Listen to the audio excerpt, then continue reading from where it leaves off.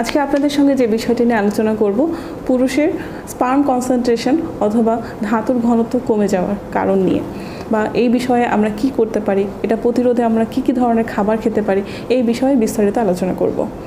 তো এই যে পুরুষের স্পার্ম কনসেন্ট্রেশন যে কমে যাওয়ার যে কারণটা, সেটার ক্ষেত্রে প্রথম যে কারণ যেটা আমি বলবো সেটা হচ্ছে যে পুরুষের হরমোনাল লেভেলের ডিসফাংশন, অর্থাৎ পুরুষের যে মেইন হরমোন যেটা তার পুরুষত্ব বজায় রাখতে সাহায্য করে সেটা হচ্ছে তার টেস্টোস্টেরন হরমোন লেভেল। এই টেস্টোস্টেরন হরমোন লেভেলটা যখনই কমে যায় অথবা যখনই পর্যাপ্ত পরিমাণে থাকে না, তখনই তার স্পার্ম কনসেন্ট্রেশন কমে যায়। স্পার্ম কনসেন্ট্রেশন কমে যাওয়ার কারণে যেটা হয় যে তার সেক্সুয়াল লাইফ সে হেলদি ওয়েতে লিড করতে পারে না, তার নানান ধরনের সমস্যা দেখা দিতে পারে। যখন একজন পুরুষ দীর্ঘদিন স্পার্ম কনসেন্ট্রেশন লেভেল তার ঠিক থাকবে না অথবা টেস্টোস্টেরন লেভেলটা ঠিক থাকবে না, তখন তার মধ্যে যে প্রবলেমগুলো দেখা দেবে সেটা হচ্ছে তার অ্যান্টি এজিং দেখা দেবে, তার হচ্ছে মাসেল স্ট্রেংথ কমে যাবে, তার হচ্ছে বিষণ্ণতায় সে ভুগতে থাকবে, দুর্বল লাগবে, অবসাদ লাগবে। এই বিষয়গুলো তাকে খুব বেশি ভোগাবে, যেটা থেকে আমরা বলতে পারি যে সে টেস্টোস্টেরন লেভেলের অভাবে ভুগছে বা তার স্পার্ম কনসেন্ট্রেশন লেভেল কমে গেছে। একজন নারী এবং পুরুষের রিপ্রোডাক্টিভ ফাংশন যত সুন্দর হবে, যত ভালো থাকবে, যত হেলদি থাকবে, একজন হেলদি বেবি আসার সম্ভাবনা তত বেশি বেড়ে যায়। তো একজন পুরুষের স্পার্ম কনসেন্ট্রেশন লেভেল বাড়ানোর ক্ষেত্রে আমরা যে খাবারগুলোকে ইনক্লুড বলতে পারি সেটা হচ্ছে যে আখরোট হচ্ছে খুবই সুপার ফুড টাইপের একটা খাবার, যেটা হচ্ছে যে যখন একজন পুরুষ এই প্রবলেমটাতে ভুগতে থাকবে তাকে আখরোটটা খেতে হবে, এবং আখরোট খাওয়ার ক্ষেত্রে তাকে প্রতিদিন 70 গ্রাম করে ইনক্লুড রাখতে হবে।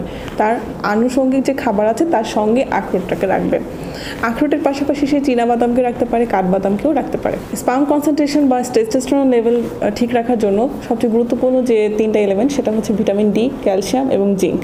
ভিটামিন ডি, ক্যালসিয়াম এবং জিঙ্ক এই 3টাই হচ্ছে পর্যাপ্ত পরিমাণে পাওয়া যায় আমাদের ডিম, দুধ, এই খাবারগুলোতে খুব পর্যাপ্ত পরিমাণে পাওয়া যায়।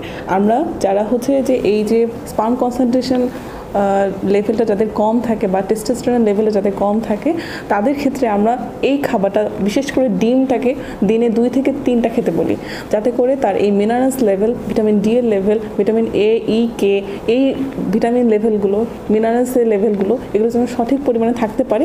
সেই জন্য আমরা বলে থাকি যে প্রতিদিন 2 থেকে 3টা করে ডিম খেতে হবে, আখরোট খেতে হবে, মধু খেতে হবে, যেগুলোর মধ্যে পর্যাপ্ত পরিমাণে মিনারেলস এবং ভিটামিন সরবরাহ করে, যা আপনার বডির ক্ষেত্রে টেস্টোস্টেরন লেভেল ঠিক রাখতে সাহায্য করবে।